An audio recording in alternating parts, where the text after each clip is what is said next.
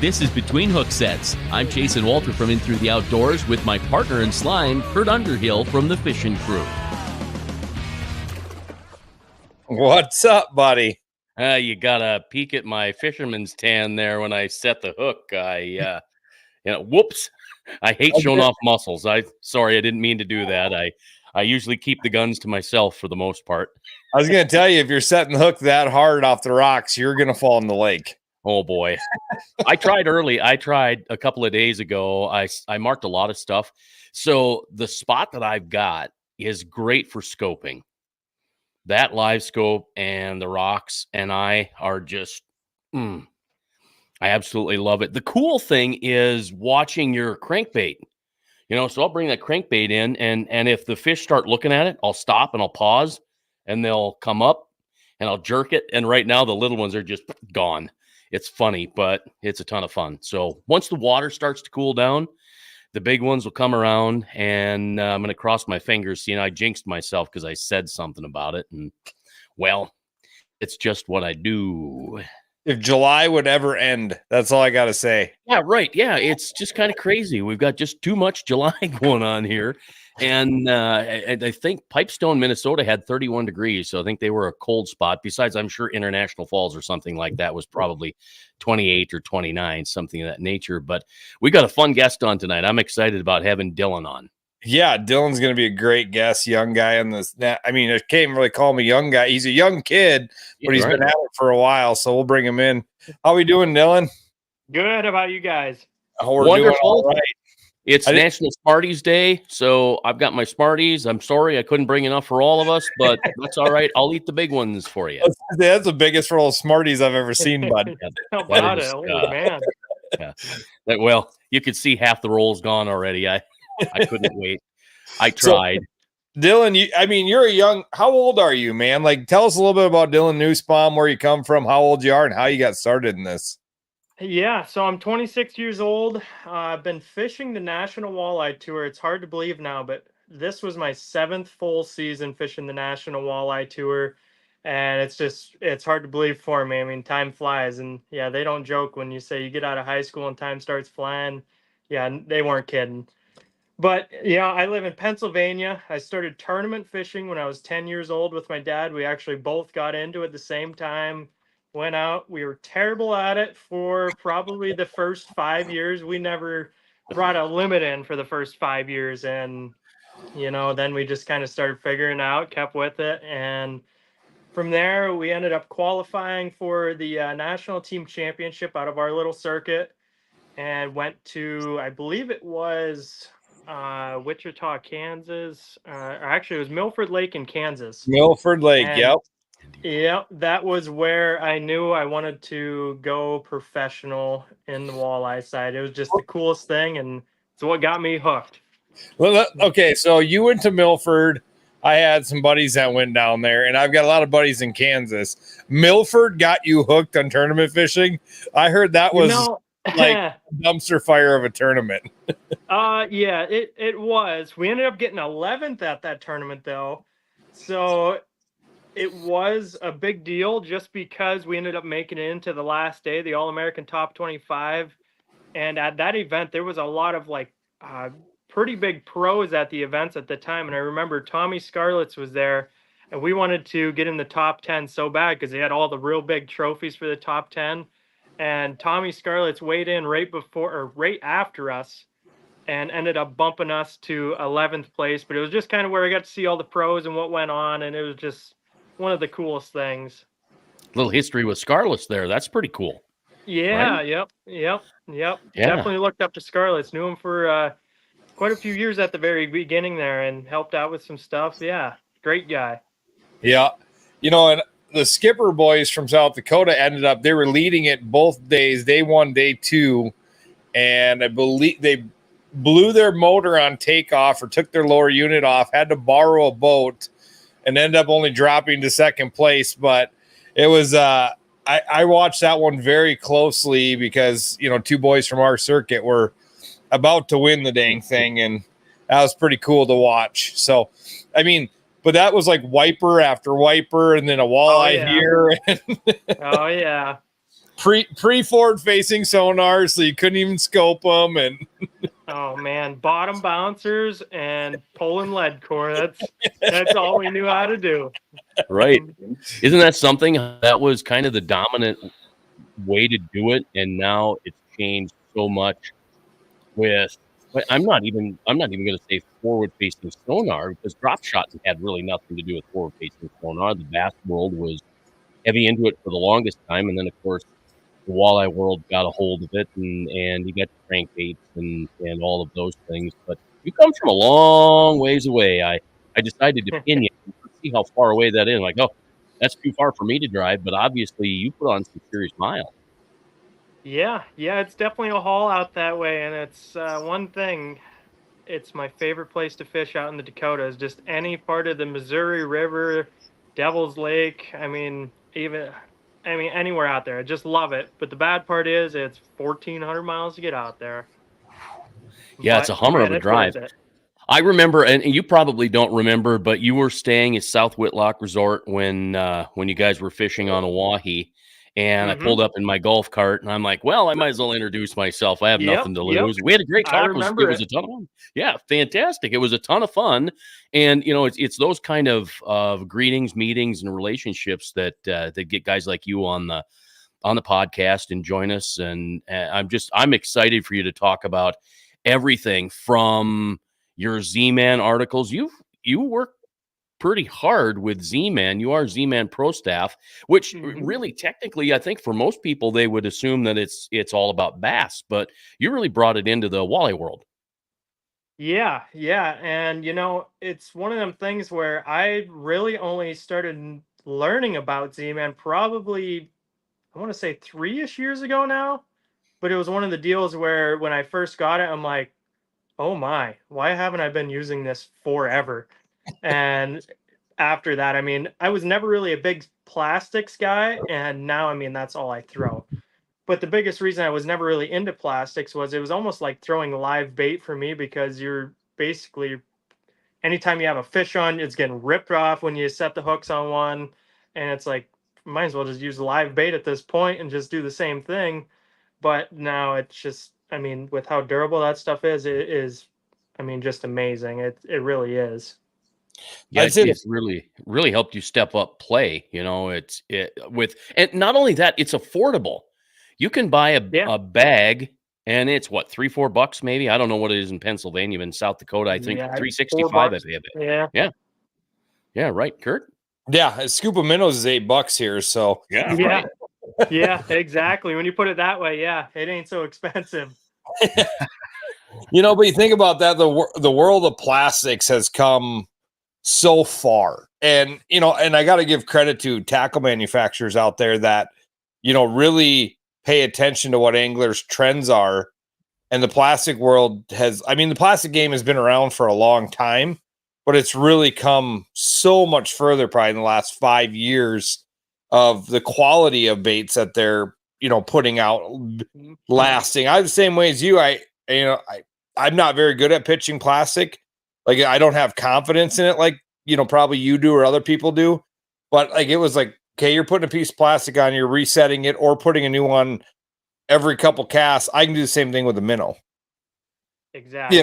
And so I was always just go-to minnow guy, but the plastic game has just literally come together and dominated the world lately in both, the bass side has always been that way, but the walleye side really is. I mean, how much bait is really going in your boat? I mean, you're probably dumb to leave without some crawlers or maybe something like that, but really, I mean, there's a lot of times you're probably not even loading that stuff up anymore. No, I mean, last year at the championship, I did make a vow that I'm not getting beat with a jig and a night crawler anymore. So this year I did make sure I had at least some night crawlers in my boat for them. It seems like every tournament, some crazy weather change comes in, but it's one of them things where I'll throw a couple dozen in the boat, and If I Doesn't take up use them, any I room. use them. If I don't, that's a plus. Yeah, it doesn't take up any room as long as you keep them cool. I think, Yeah. and I'll pop this. This is the old lipstick jig from Northland, but the new plastics that are out, like the Z-Man or the Eye Candy, the toughest thing I think for people if they don't practice is to make sure that you get that plastic all the way up to the head. I think even, are you super gluing when you get them on, or do you have that perfected? I don't super glue, and it was one of them things. The first time I ever grabbed a Z-Man and started hooking it up, I'm like, what am I doing here? What am I doing wrong? And I actually went on YouTube, looked up a video. I'm like, oh, now I see. So biggest thing I could say with any of them plastics like that, if you can actually grab it, just look up a YouTube video for one, and it'll show you exactly how to do it. And when they're on, they're on. But the biggest thing is when you grab the bottom of that, you can actually grab the bait and stretch it over the bait keeper, and you'll actually feel it pop over it. That's the biggest thing to it. Once you feel it actually pop over it, I mean, it's locked in and it's not coming off. You don't even need super glue. I mean, there's a lot of times when I just want to try a different color, like real quick. I'll hurry up and rip it off of there, throw it on the bow of the boat. I'll grab another one that's been sitting on the bow of the boat for 2 days, grab that thing, just hook it in a different spot and hook it back on. And I mean, it's basically like it's super glued on till you don't want it on anymore, and then you just rip it back off. So can you tell when a walleye bites that plastic, when you get that short bite and it stretches it? Oh yeah. Oh yeah. Yeah, you could feel. I've actually brought fish up, like, man, I can't even tell you how far I've brought fish up, even just like smallies and stuff. I'll bring them up to the top of the water almost, and they don't even have the hook in their mouth. They're just holding on to the plastic, and they just won't let go. And I just find that pretty cool. That's how you practice catch and release. Yeah, right. Exactly. Yeah. So, being one of the younger guys on the circuit, you came out. Did you fish as a co-angler at all, or did you just dive in straight into the pro side? I just dove straight into it. When I first went for it, basically my plan going into it when I was first starting out was I just wanted to fish the Devil's Lake event, and that's all I wanted to do. And I was working at a fabrication shop at that time, so I'm like, yeah, that'll work. I mean, I got enough vacation and stuff for that. And then after talking with family and stuff like that, my mom and dad, they're like, why don't you just save up enough money to fish the whole season and see what happens? I mean, what's the worst that's going to happen? You're living at home. I mean, you don't have any payments. I mean, the boat's the only payment you got. So why don't you just go for it for 1 year and see what happens? I mean, honestly, what's it going to hurt? You're going to come back and go back to work? They're like, well, when you put it that way, then yeah. So just saved up enough money to do it for a whole year. Just figured out about how much it would cost just roughly and saved up and went out and did 1 full year. I mean, got super lucky that first year to be able to continue doing it, because if I didn't have a big win like that, it would have been, you probably wouldn't have seen my name anymore up there, just because it's a tough sport and it's an expensive sport. But, yeah, just dove straight into it though. Well, your day on top is coming. I mean, it's coming. You've had some close calls, right? The NTC in 2022, I was there, watched you weigh in. They weighed big fish, but I think you took second place there, didn't you? No, that was the event before. I think it was. I don't know. I'm confused. That, because that was on the NWT. I ended up getting a second place down in. Oh man, I can't even remember. They out of Wagner on. Yeah. Oh yeah, Pigstown. Yeah. Pigstown. Yeah, that's what I'm trying to say. Sorry, I hate to rub it in, but that NTC was dominated by Fishing Crew boys. We were first, second, third, fifth. Yeah, that's right. That's right. Yeah, that was the one. Dewey and Tyson won. Paulie and Deagle got second, and Chris Haynes got third. So, yeah. So yeah, that was big fish. Yeah, it was not a lot of fish. It was not a lot of fish, but it was the fish they were catching were big fish. So tough event up there, but the lake has come around tremendously since that time, and the fish are still that big. And but the unders are there now, so which is great. But yeah, Dylan, you came out your rookie year. You did well. I mean, you kind of instantly you weren't a flash in the pan. You've stuck it out, and you can kind of continue to go as the years have progressed for you and picking up sponsors? And is this what you do full time, is fish? Now, in the summertime, for the most part, yeah. In the wintertime, I do have a job excavating and machining, so a couple different things going there in the wintertime. So try to juggle it all. Still doing it in the summertime, but fishing is my main focus in the summertime, though. Well, you made an announcement at the championship that you might have another focus come next summer. Yeah, actually, in December 30th. So yeah, very soon. So a little different focus going forward next year. So Yep, it's going to be a change of pace, that's for sure. Yeah, now is the whole fatherhood thing going to get in way of touring and fishing, or are you going to be able to balance that? We're going to try it out. She is on board 100% with going out and still doing the whole fishing thing. She's all for it. She's a big supporter of me, and I really appreciate that. So I think we'll figure it out. We'll see what happens, but the plan is to fish full time next year. Does she travel with you to all the events? She does not. She will come out for some weigh-ins here and there. Whenever she can get off for work, she'll come out for weigh-ins. So she'll either fly out or drive out. My mom and grandma drive out to almost every one of them events. So they are a little bit crazy, but she does come out to most of them, though. She must have seen your "I'm available" picture. Yeah. Yep, that's Cardina's for you.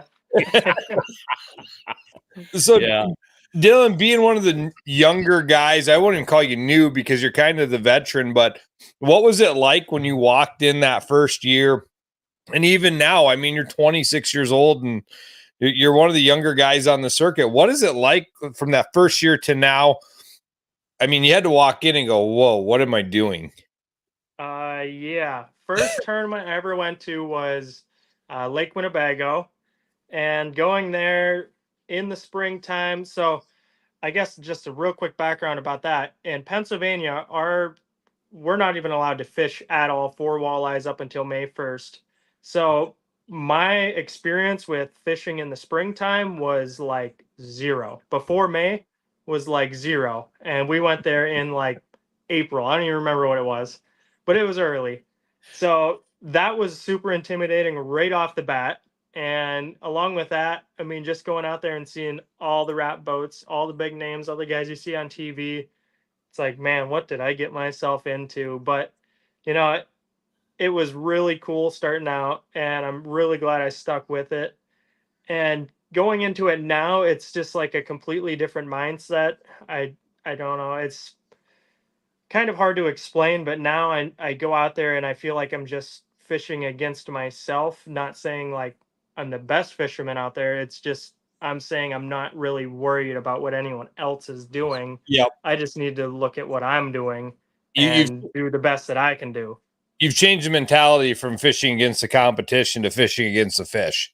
Yeah, You know, exactly. I mean, and that's really a good way to put it in the progression of your angler. You know, you go in that first couple years, and you're looking. And were you working with anybody? Were you teamed up the first year, or were you just a young kid on the circuit by yourself? So I ended up teaming up with one of my buddies from Pennsylvania. Well, we actually really weren't even buddies at that point. He just fished some of the Kinzu events when I was growing up. Knew him from that. I mean, he was always an awesome dude fishing on Kinzu, won a lot of events. He fished some NTCs, and he fished the NWT the year before.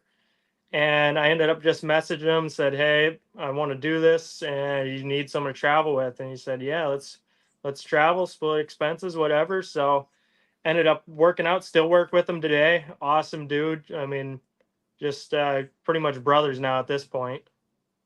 So is it just you and the other guy as your tournament partner, or do you have a little team you travel with now? Now it's kind of like a little bit of a team. It varies here and there. It's each year kind of changes. Some guys come in, sometimes guys go. It's more guys that we just travel with all the time, and sometimes they'll jump in. But last year, I think we had 4 guys traveling with us. Is Had this a one of the new guys guy. you travel with that you won the tournament with the other day? No, that's actually my dad. That was actually a tournament this past weekend. My Okay, dad, and that was our boat official for the event. sweet. Okay. Yeah, it was pretty cool. Major League Fishing style event. First time they ever had it. It was pretty awesome. And where was that at? That was on Kinzoo in Pennsylvania Okay. here. Okay. Yep. And so you had a boat marshal, you weighed them just like MLF, weighed them and wrote the Yep. weight and come in and Penalties and everything. Yeah, it was Oh, cool. They really? broke the lake down in 3 different sections. We got 2.5 hours to fish each one of them. Yeah, I mean, they did a really good job. It was just the firemen's putting it on as a Really? benefit, and it ended up, it was a really good event. They did a really good job with it. nice. And unique. Yeah. Unique to the Yeah, walleye world, I very. guess, because it's really not done in the walleye world that much. Yeah, and I always thought it'd be super complicated to start an event like that, which I mean it is, but the way they did it, they just made it really simple, and it really wasn't that bad at all. I mean, there was nothing difficult about it, and it was just a very smooth tournament. I was really impressed with how easy they made it. Was it a big payout? It was $2,300 for first place. There was only 15 teams in it, so it That's was not bad. Yeah, it was pretty good for it. That's pretty lucrative for 15 teams. Yeah, for sure. So you get out there, you travel your first couple years. Now you're kind of a salty veteran at 26 years old. A contender.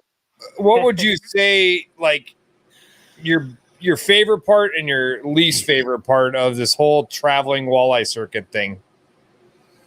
Oh man, my favorite part's just going to all the different lakes. I mean, I love going to just any lake across the country, especially new bodies of water. New bodies of water are my absolute favorite.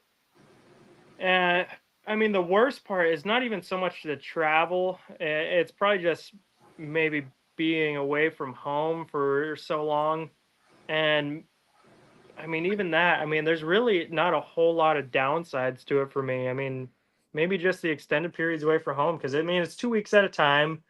And I think a lot of that, I mean, this year was the year that I really kind of felt it, where I was like, man, been away from home a lot this year. But also at the same time, I was traveling for work through the whole winter. So it just kind of stacks up, and it's almost like it kind of starts getting old just being away all the time. But really not a whole lot of downsides to it. It's just a lot of fun doing it though.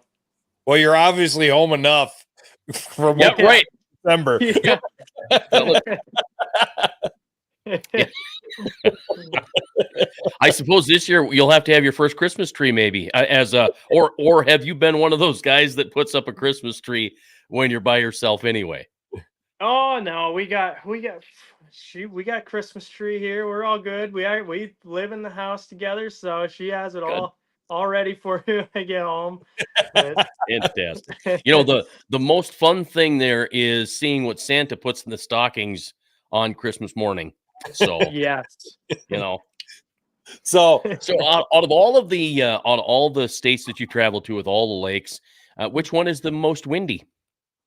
Oh, the Dakotas for sure. Oh man, never stops. Isn't that something? a 30-mile-an-hour wind isn't even a breeze in South Dakota at this Yeah. point. Oh yeah, I mean, yeah, that's for sure. It's funny when the Elite Series came here, I was talking to the tournament director, and I'm like, I don't know if you guys are ready for Mother Oahe. And he's like, oh, we've been on the Great Lakes. Oh, we've done all this stuff. And I'm like, no, it's completely different. Oh, we've been in big rollers and all this. And I'm like, no, it's completely different. And Big rollers are way better. Yeah. After day one, he looked at me and goes, I doubted what you were saying, but oh my God, this lake is, I go, yeah. You'll have 5-footers and you'll have a rogue 8-footer coming at you. You just don't know. And then from all directions, all the waves will be doing. Then all of a sudden, you can't get out of it. They don't anticipate the tunnel and the funnel, and then the fact that the wind comes down, a ravine or something of that nature, I swear it's the only lake that I've really been on where I can't tell what direction the wind is coming out of. Yeah, And I mean, it doesn't matter. That lake S is all over the place, but that wind just follows that S all the way up. It is amazing. When you're traveling to all these different lakes, going to all these different bodies of water, what is your prep ahead of time? What are you doing? The first thing you do when you get on that water? A lot of it is kind of just figuring out before, like what I'm going to do before I even get to the lake, just figuring out lake maps, stuff like that, figure out the time of year that we're going there, kind of just where I think the fish are going to be at that time of year. And then when I get there, I mean, usually I'm just kind of going for the most obvious thing, the most obvious bite that's going on that time of year. And that's something I heard from Springle quite a long time ago, is said just go to the most obvious thing, or like I guess the community holes, to figure out if there's fish, if they're biting, what they're biting on, and start expanding from there. You know, this year it seems like I'm finding myself more and more just going straight for the off the wall bites, but at the same time, I mean, the community spots are definitely still a really good starting spot. But anymore, I don't know. I just like going for the off the wall stuff right off the bat, and it has been paying off, but it doesn't all the time. I would say, what if you've cashed like 7 out of the last 8 checks or something? 8? Wasn't it 8? Record-breaking 8? Yeah, 8 out of, or what was it? 9 out of the last 10 events. Yeah. You cashed a check. So maybe the off the wall strategy I would stick with. Yeah, I'll stick with that for a little while longer. I always ask people, do you feel a little more comfortable looking at this while we're talking? If you do, that's fine. We'll leave it up. If the live sonar isn't a big thing for you, you know, we can pull it away. There are some fish there. It might distract you a little bit, but So have you always been you're young enough to it, you're new enough. Have you always kind of been around the forward facing, or is that something you still need to adapt to in your game? No, that I would say that's definitely one of my strong suits. I mean, as soon as it started coming out, I mean, I was getting it as soon as you could get it. I mean, just trying to get it on there, figure it out. I mean, kind of going into it, I mean, a lot of the anglers have so much experience. You got to find some way to just get the edge to kind of get above them guys that have 20, 30 years of experience on all of these lakes. So that was my kind of plan going into it. Looking at it, there was a couple guys that were really getting started with it, and you know, I want to be right behind them, and got right in there and just started learning it. And now it's an amazing tool, and it is quite a learning curve to go out there and target them kind of how we're doing it now. But when you figure it out, it's pretty sweet. it's not easy. I started doing it. I did the Tom Wynn University, you know, and that has helped me. But my big problem is I'm not getting on the water like I like to. But you know, for those people that just say, you know, it's like spotlighting deer. It's not even close. It takes a ton of practice. You cannot just go out. Okay, so Tom Wynn was born with a trophy in his hand, but other than that, you know, I mean, you to be able to, you know, plop that jig out there 20 feet and drop it over, or 30 feet, 40 feet. You've got a wind. Matter of fact, I'm even learning that I'm ticking my deucer up 1 notch so that I see the jig hitting the top of the water and coming down right away, rather than it starting to look a little bit denser a few feet down, and that's kind of helped. And you know, it's kind of one of them things where forward facing sonar could be that easy from what people are saying if literally every condition in the book was perfect, to where if you just pulled up to a spot, threw down your trolling motor, there was no wind, the fish just stayed there, did not move, you didn't have to move your trolling motor, you could just drop straight under the boat and catch them all day, then yes, it does work perfect. But when you add on 10, 20, 30, 40 mile an hour winds, the fish moving at 3 to 5 miles an hour, you got to try to cast on them, try to keep the boat following them. There's a lot more that goes into it when you start adding that stuff up. So there is sometimes it can be really easy to use, and then the other 95% of the time it's not so easy to use. Well, and it's interesting too. You start getting pollen. You get all the algae and things in the water. And I'll talk to guys. They're like, "Well, we were out yesterday and it was perfectly clear. It was great. And now today it just sucked and we turned it off." And I'm like, "Well, did you fish a different side of the lake?" "No." "Well, what direction was the wind out of?" "Well, it was at our back yesterday. Today it was at our." Okay, the wind blew all the crap in, so now you got to do a little bit of tweaking, clean things up a little bit. But we had Tom on talking about the fact that you want to keep that kind of that noisy screen. Don't cut all the noise because you want to see your bait. Otherwise, I think a lot of people filter their baits out, and that's the biggest problem and the complaint from the beginners. Yep. And yeah. I mean, settings and all that stuff too does come into effect big time. I mean, huge. So do you run, what brand do you run? Do you run Lowrance, Garmin, or Humminbird? I have Lowrance. So I run the active target, and honestly, going with that, one of the biggest things I found out was screen size was probably one of the biggest things I figured out for live. I mean, it's something very simple to think about, but it was probably one of the biggest things that helped me out is going to a 16-inch screen, even versus a 12. When you put a 12 next to a 16, it's like that 12 compared to a 9 or a 7. You can just see so much more with it. It's definitely a game changer when you go to a bigger screen like that too. Yeah, you can look further too, is what I understand. If you got a bigger screen, you can look out further and have more clarity coming back in with that bigger screen. Oh, for sure. I think those smaller screens, the thing I've learned, if you're using a 7 or a 9, you have to shrink that bottom up. So if you're in 15 feet of water, you really set it to 25. The only thing is that you, instead of getting your full screen, you get a half a screen, but everything from in the water column is so much crisper. It's not as pixelated. So for those that are running those smaller units, you got to look a little bit closer. But if you're running a 7 or a 9, you're right here anyway. You're not standing up and looking down at the bow of your boat. And you're being 4 or 5 feet away, you're a foot and a half, so it kind of helps you out. But you got to play with that stuff a little bit. Oh, for sure. Yeah, I mean, it's time on the water. That's what it comes down to, and just learn your electronics, and it'll all work out from there. So traveling to all these bodies of water, kind of change the subject of electronics.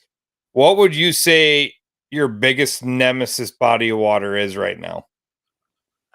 Oh, forever it was Green Bay. I mean, honestly, it was the Great Lakes forever. And this past year, I finally got some confidence in it. I mean, Lake Erie was just one of them places where I was like, we're going to Lake Erie. Like, all right, that's okay. But it was just never one of my strong suits. I mean, Green Bay, I mean, any of them places just were always tough for me to figure out. And I don't know why. It was maybe not even so much catching fish, it's just catching big ones and where they move.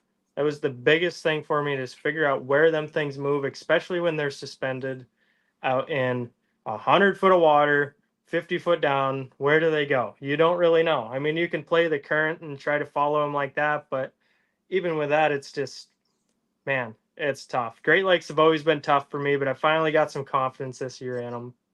I was gonna say you better get some confidence in with next year's schedule. Yeah, right. Man. Yeah, what we do 3 Great Lakes this year. Yeah. Next year, I think it's 3 more. Yeah. If that sounds about right. Yeah, you are Great Lakes. Like it is, it's crazy. Yeah, I feel bad for all the boats. And the electronics and the they are impressive how they hold together at all them events. I will give all the boat brands that, because man, we just beat them, and we don't get any nice weather ever for any of these Great Lakes events. I was hearing stories from the championship, like some people's boat looked like NASCAR pit crews are working on them, and they were beat to beat can be. There was 15 boats at the trailers all getting worked on. I'm like, haha, look at them guys. I don't got any issues. I'm like, yeah, I better walk around the boat one more time. And I go over to my power pole. I'm like, oh, no, I'm going to be going over there. One of my bolts sheared off on the power pole, and I had to go over. I'm like, oh, that's embarrassing. Kind of laughed a little premature on that one. Yeah. I mean, that was that championship, I mean, was tough. I mean, you guys, you never had a good day to practice.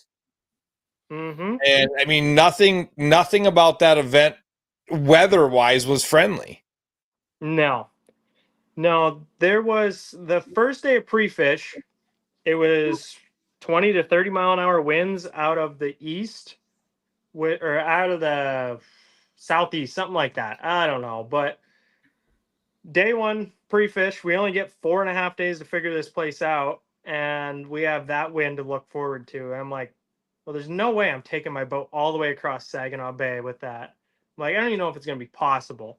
So I got up at like, I don't know, 4 in the morning, drove 2 hours and 45 minutes all the way around Saginaw Bay, all the way up the other side, and launched on the other side and fished till 9 o'clock. I think it stayed daylight out till.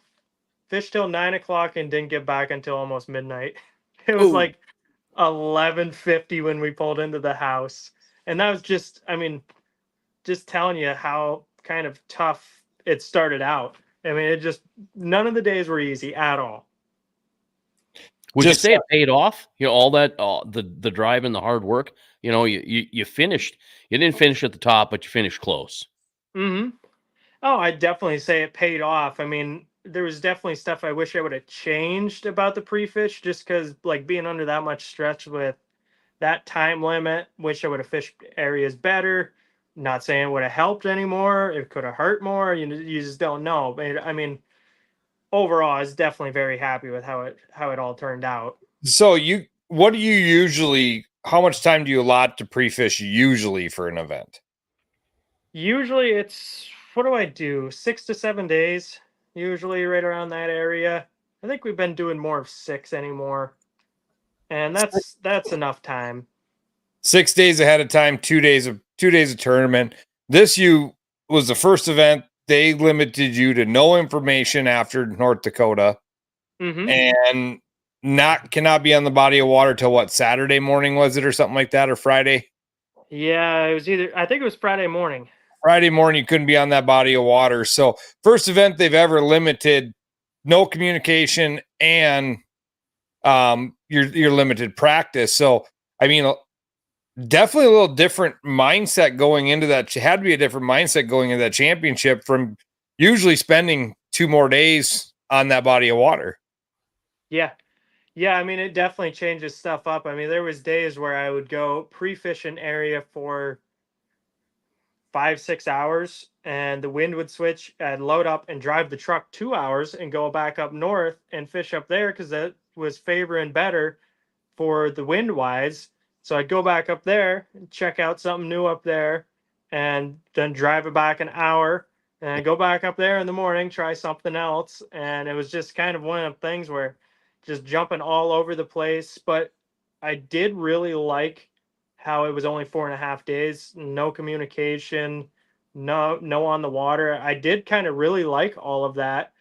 And the only thing I didn't like was just the amount of stress it put on you, because man, I don't even think I really ate more than I would say maybe a half a meal a day, and got probably about 5 hours of sleep every night, just running all over the place. Get off the water at dark or just after dark, drive back an hour, get everything plugged in, ready to go. If that was the norm, it wouldn't be that big a deal.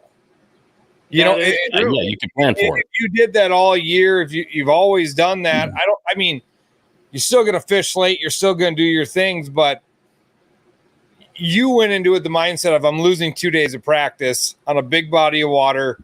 Yeah. I've got to hustle, you know, and rather than just going, well, I'm going to fish here one day, eliminate it. And then, you know, cause like you said, you're jumping back and forth. So it kind of changes how you fish. it messes with your head a little bit because Mhm. you didn't have those extra days of practice. It Well, definitely does, for sure. if you get hangry, I don't like to tell a lot of people about my secret, Don't but even it's not good. It's not It's good. Don't not let yeah, it tell well, you. these things they're rugged. You could throw them in the glove box of the boat. You could stick one in your back pocket. It doesn't matter, but you bring along a peanut butter and bologna sandwich. And when you Peanut get the butter and hankering bologna. for hangry, you take a few bites and it'll stick with you. You're a thinner fella. It'll stick with you a little bit more, and you'll be good to go. I'm not kidding All you. right. No, I mean, I don't like to peanut tell a butter lot and of people bacon sounds about. maybe better. Yeah, I don't know maybe about bologna. Maybe that's- bacon. That's pretty good, and of course that would be indestructible as well. It did whatever. So there you go. I've not tried it, but I will. We fished a little neighborhood tournament, and he brought us peanut butter and bologna sandwiches for me and my buddy. And I was a little nicer than my buddy. I finished most of it, and he took like 3 bites, and he's like, "I can't do it." It was the gluten-free bread. Kurt, it was the gluten-free bread. It had nothing to do with the peanut butter and bologna. Next time, I'll roll peanut butter up in bologna, and I'll stick a little toothpick through with the little tassely things on them. Oh, We'll have there you some go. hors d'oeuvres. Boom. Yeah, that gluten-free bread, there wasn't enough water in Lake Oahe to have moisture back in that bread. Yeah, no, that was pretty dry. Dylan, if you ever come back to Oahe and you're staying at South, I think you're about 5 or 6 down from me. Come on over. I won't make you peanut butter and bologna. I'll do steaks. We'll do something. We'll throw some stuff together and make it happen. That sounds good to me. Yeah. So Dylan, being 5 years into the circuit, 20 or 7 years in the circuit, 26 years old, if you had to go back and tell your 19-year-old self something when you started this, what would it be? Oh, don't worry about what anyone else is doing. That's the biggest thing. 100%. I mean, that was the first few years. Like, you show up to Winnebago, you're like, man, what's Corey Sprinkle doing? How am I going to beat Corey Sprinkle? It's like, Doesn't matter. now just show up and go out, catch a fish, and hopefully you can do better than Sprinkle. And if you don't, then hey, as long as you get close, it's probably going to be close enough because he dominates on it. So it's just like one of them things. Don't worry about what everyone else is doing. And then how many different pairs of Nikes do you pack to match with your gear? Oh, I usually at least have 2. Usually 2, maybe 3. I always got to check what color Nikes you got on to match your outfit that day. Uh-huh. All right, final question. Who has more shoes, you or your girlfriend? Oh, it's probably a close race. Honestly, could be me. It could be me. Really? That's going to change. Yeah. Yeah. So, well, Dylan, you're definitely a guy we always watch, cheer you on quite a bit because I like seeing the young guns do it. And I mean, don't get me wrong, I love watching a lot of these guys win, but they're something about the younger guy that just keeps his head down and goes and fishes. I really enjoy watching. You don't really get wrapped up in much of anything. You just kind of do your thing. You stand on your bright yellow ass boat. Like there's no way like, you're not hiding from anybody. Like No, not at all. I couldn't help myself when I did the promo card for Facebook. I could not help myself. I'm like, I'm going big, bright yellow background. Oh, you have to. Yeah, I had to give you that, no doubt. Yeah, that was fun. I had a fisherman out here that had a bright yellow nitro, but he owned a Shell's gas station, so that's why he had the bright yellow nitro. But he fished out of it for a couple years, and now it's white. Now it's black. He's like, no, I couldn't go on the water on a Tuesday afternoon without everybody in the town knowing I was out. Yeah. Yeah, you're not hiding from anybody. No, you can see that thing from any distance. You think about that when you were 19 going out there. What was the first boat that you fished in then? 2075 Lund. Okay. Yep. So that was It had a 300 mark on it, and I can't even remember the year of it. Maybe 2014, something like that. So it was a great boat, awesome boat. Couldn't ask for anything better starting out. Yeah, well, that's better than a 9.9, and then eventually, like Johnny Candle started with a 40 horse Johnson. But Yeah. think about that though. That wasn't all that long ago. It was a No. while ago, but things have certainly changed where you start out with a 300 horse, and when I got used to a 300 Verado, they go to a 350 and a 400, and I don't know what they're at a 600 right now, right? So I don't know. Anybody on the Walleye Tour have a 600 yet? I'm guessing not. No. I think I did see a 450 once, but Okay. Yeah. I think that's pretty custom. But I do have to say, my very first boat was a bass boat. It was a 1992 Astro. That thing was pretty sick. It did slay a lot of walleyes. It did. Should have a 200. It had a 115 on it. Ooh, okay. Yeah. Okay. So I this just popped into my head. Boy or girl, or do you already know? We aren't gonna find out. Well, we will find out, but not early.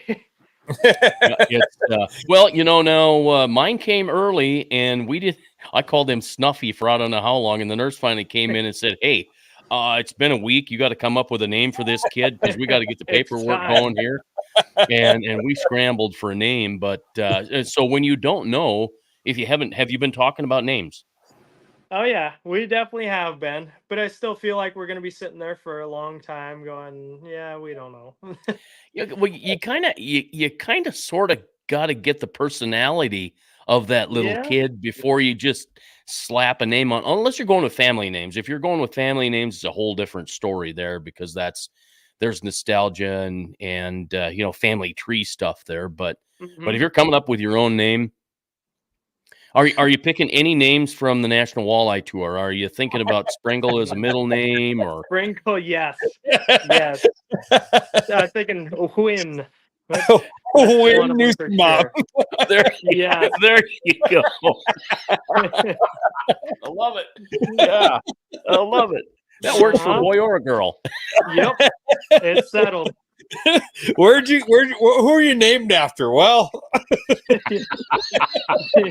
this guy did nails for a living, and he could really fish. That's where you're named after.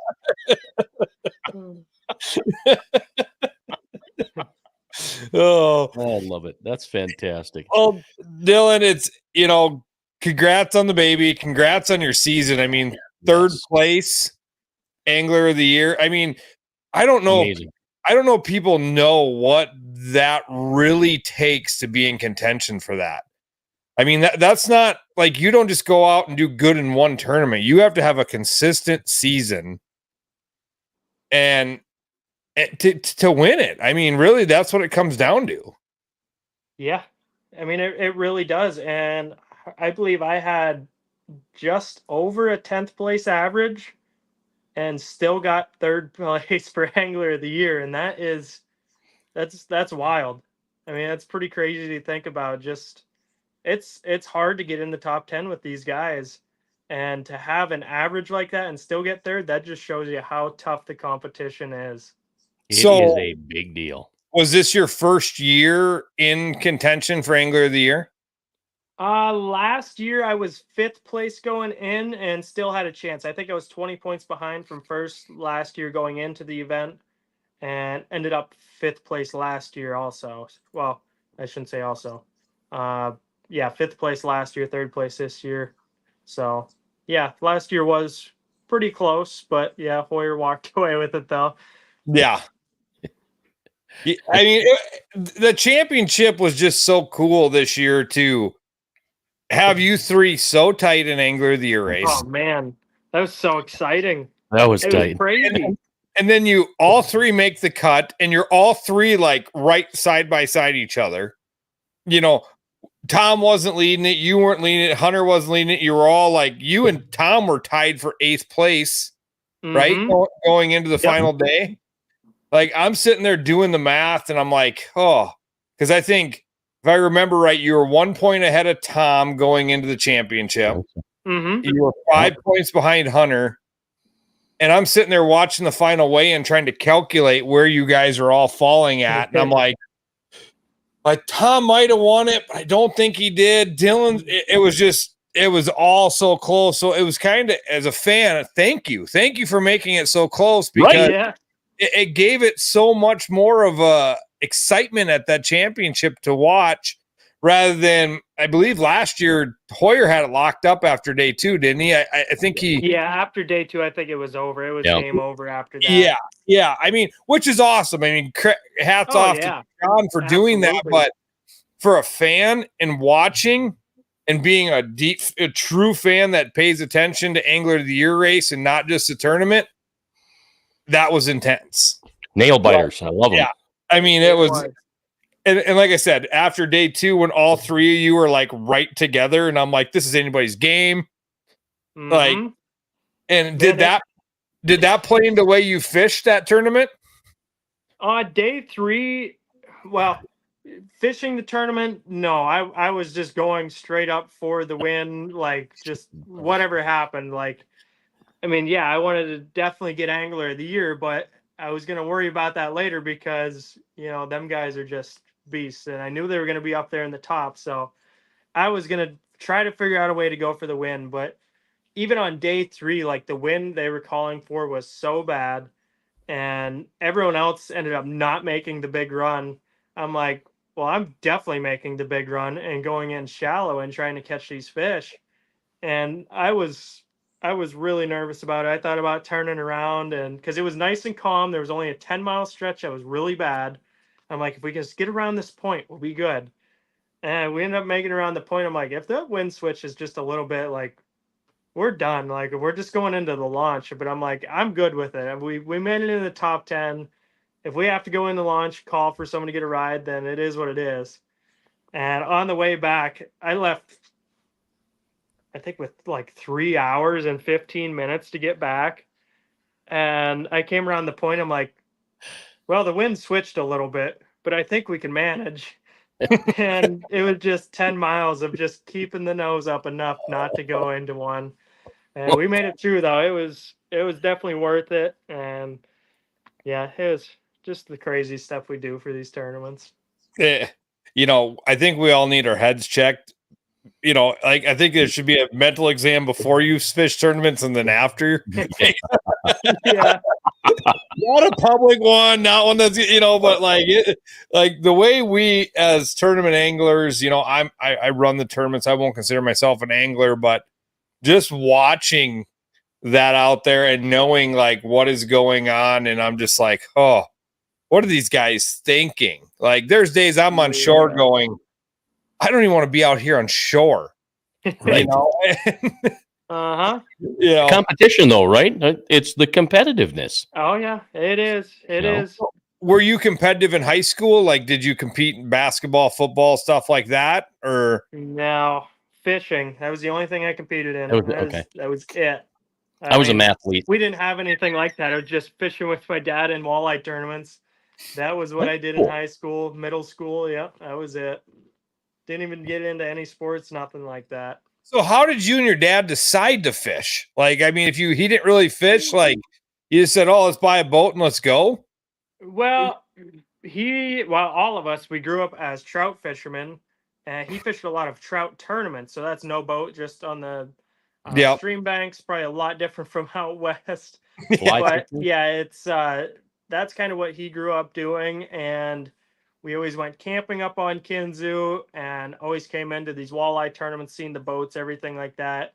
We always caught some walleyes just going out camping right on the one point out from campsite, and just decided we wanted to try it out, and ended up getting a kind of a small walleye boat after that, and just kind of upgraded from there. And yeah, I guess the rest is history from there, though. I mean, being in South Dakota, it's like second nature. You go hunting, you go fishing. You know, you go to the river on the weekend, or you go to Lake Thompson or whatever. But for you, like Pennsylvania, like there's so many other things you can do. Like Yeah. Steelers? Yeah, walleye fishing is not on the top of the list by any means. Like bottom of the barrel for sure. Right. No one fishes for walleyes here. I mean, when you're talking like friends and people you meet, they're like, I'm a professional walleye fisherman. They're like, how many go, what is that? Yeah. Like, do You're like, you have good for an you. explanation of what a walleye is? Yeah, yeah, no one's into it out here. Yeah, no one even knows. Brian, I've got high school classmates that are playing with me here. So yeah, that's I was gonna say you had too much fun. He had his Letterman's jacket on from 55 years ago last week during the show. 40. Slow down there. 40. 40. It's not that old. I might look it, but I'm not that old. So you've got a track record, you've got history, and you're gonna end up, like I said, your day's coming. Are you planning for that, or are you just kind of taking it as it goes, or do you lay your head on the pillow and hope I'm a champion, I hope I win Angler of the Year one year, or are you just going with it? No, honestly, just kind of going with it. I mean, I feel like kind of what you have to do. I mean, every event, go for the win and just hope at the end of the year it's enough. I mean, there's really not much more you can do for it. I mean, there is, but there isn't. I mean, you just have to have, an amazing season, like beyond amazing, and just everything has to work out right. So you just got to take it and be thankful for every event that you come out on top. And whatever happens from there. That's awesome. Well, that's a good way to keep your head and great mindset going into it. And people may give you crap for being the young guy, but good way to keep your head on level and go out there and just keep, like I said earlier, keep your head down and fish. That's what you do. Yeah, and I got to give you about fishing. So, hey man, I mean, it's a sport that, look at us. We're sitting here talking tonight. You're in Pennsylvania. We're out here in South Dakota, and we're talking tonight because one thing brought us together: fishing. Right. Right. That's what I tell everybody. You can I don't care what, one of our guests said, I don't care what color you are, what religion, what politics you believe in. We get in a boat and we fish. Yep. It transcends the miles. Look at the distance there, folks. Mm-hmm. Yeah, it's amazing. It really is. It's truly amazing. Dylan, thank you very much. It's been fun to follow you guys. This was awesome. Since I met that day, I had heard about you, but when I met you, I decided I got to watch this young guy and see where he's going. And it has been okay. First of all, I'm like, Pennsylvania. So like Pittsburgh Steelers fish walleye? I'm just kind of like, or are you a closet Viking fan? Because we're man. Walleye fishing is my only sport, so I can't even help you out. Well, there you go. That's fine. That's fine. Now I understand. I truly do. Well, we wish the best of luck to you. And obviously, we're going to follow you and make sure that we get you back on the show again when you are the champion or Angler of the Year, because it's going to happen. So we'll look into the future a little bit and have you back on. Good deal. I really appreciate it, guys. It was a lot of fun. Appreciate your time, buddy. Thank you. Take care. All right.